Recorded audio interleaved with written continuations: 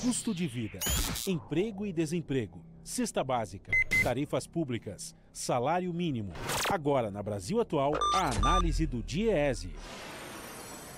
Clemente Ganslúcio, diretor técnico do Diese. Oi, Clemente, bom dia.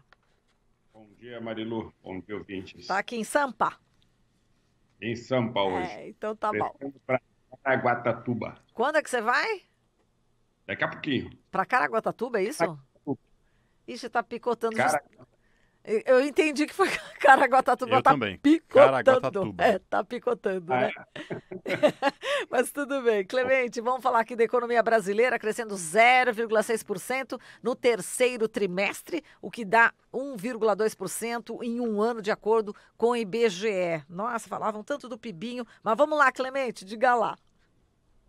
Um PIB caraminguá. Caraminguá. Um PIB bem pequenininho. PIBinho mesmo.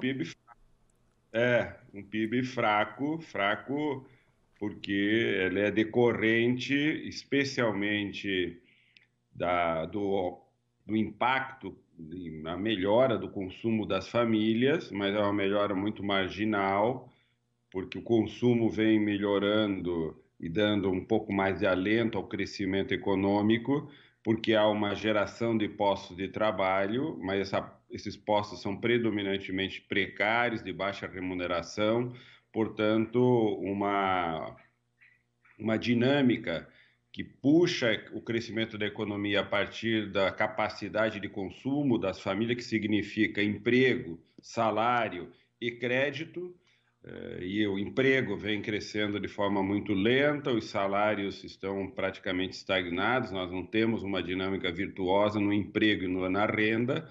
Assim mesmo, esse impacto desse leve crescimento na ocupação mesmo, ela precária, já resulta, combinado com o crédito e especialmente combinado com a liberação do fundo de garantia, uma melhor capacidade de consumo das famílias, o que trouxe um aumento da demanda e, portanto, uma oferta, uma produção maior para atender esse tipo de demanda.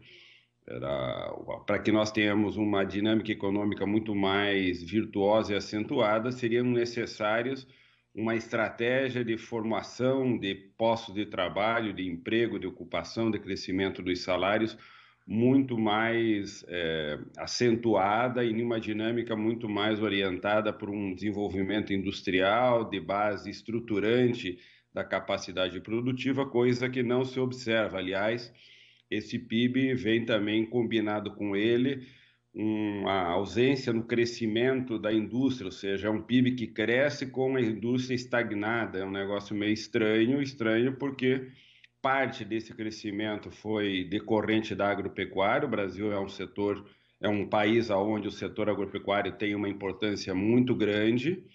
O setor exportador, o setor do agronegócio, tem uma dinâmica importante na formação econômica brasileira. Ele puxa parte desse crescimento.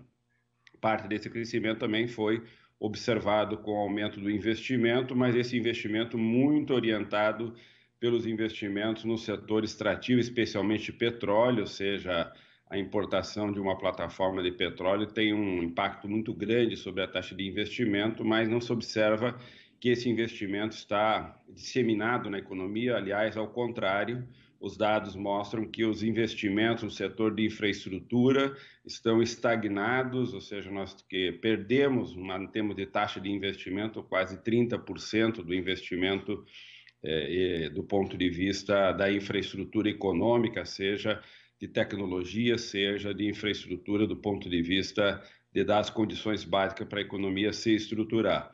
Nós temos, portanto, um PIB muito fraco. Esse PIB muito fraco mostra que a distribuição desse crescimento pela população é muito frágil, ou seja, nessa dinâmica atual, para que nós recuperássemos o crescimento econômico distribuído pela população do tamanho que nós tínhamos esse crescimento entre 2013 e 2014, nós poderemos levar de 15 a 18 anos, segundo a própria estimativa da Fundação Getúlio Vargas, indicando que nessa toada na qual o Brasil sai de uma grave crise econômica com a menor velocidade de saída ao longo da sua história, ou seja, nós nunca saímos de crises econômicas com uma velocidade tão lenta, e essa velocidade poderá significar que a retomada para nós voltarmos a uma situação pré-crise do ponto de vista do crescimento econômico distribuído pela população, podemos estar falando de entre 1,5 décadas e quase 2 décadas,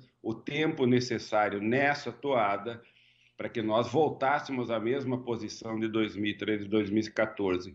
Isso mostra que esse PIB caraminguá que eu falei é um PIB muito fraco, um PIB que não tem potência de dar capacidade estruturante para a economia brasileira, oferecer para os brasileiros e brasileiras emprego, salário digno e uma dinâmica virtuosa do ponto de vista do desenvolvimento social. Pode ser um PIB que interessa a setores econômicos, que vão ganhar muita riqueza, vão concentrar ainda muita renda e muita riqueza, mas está longe de ser um PIB capaz de disseminar desenvolvimento social para toda a sociedade. Muito bem. Só lembrando, né, que na época do governo Dilma, né, em 2011, o PIBinho, né, que foi tão criticado, de 2,7, muito mais do que esse agora. Não é isso, Clemente? Os parâmetros mudam, né? A crítica que era feita no passado, quando a economia crescia com uma dinâmica virtuosa de geração de emprego, geração de renda, com uma dinâmica espalhando esse crescimento por vários setores, era o tempo todo criticado porque nós tínhamos uma visão de setores da economia, da elite, que estavam contrariados com aquele tipo de dinâmica e agora parece que estão mais favorecidos e estão mais bem situados nessa dinâmica, porque é uma dinâmica que muitas vezes favorece a concentração, a realização de lucros extremamente concentrados e concentradores, diferente de uma dinâmica que produz e distribui, e nem sempre a distribuição é bem vista, especialmente por aqueles que dominam a riqueza e o poder econômico. Então, criticar o 2,7 era bom, agora esses mesmos soltam fogos comemorando um PIB de 1%, dizendo que isso é virtuoso e que por trás dessa dinâmica há uma virtude, que é a virtude de uma economia sem Estado, com investimento só com o setor privado, que significa que eles vão embolsar e agregar cada vez mais, concentrando renda e riqueza. São duas visões muito diferentes de desenvolvimento econômico e social. Infelizmente, a que prevalece hoje não deverá resultar em desenvolvimento social, bem-estar e qualidade de vida para todos. Então tá, Clemente, a gente estava aqui fazendo uma comparação rapidamente, que eu sei que está no final do jornal, o Cosmo estava dividindo aqui o salário mínimo, né, e para falar do preço da carne, só para a gente fechar aqui, fala aí, Cosmo, rapidinho. Clemente, salário mínimo 998, uma conta rápida dividido por 30, por dia daria R$ 33,26.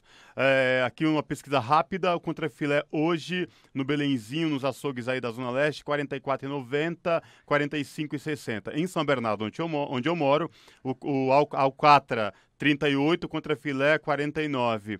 Ou seja, um dia de trabalho do trabalhador no mês que ganha um salário mínimo, não dá para comprar 1 quilo de alcatra nem de contrafilé.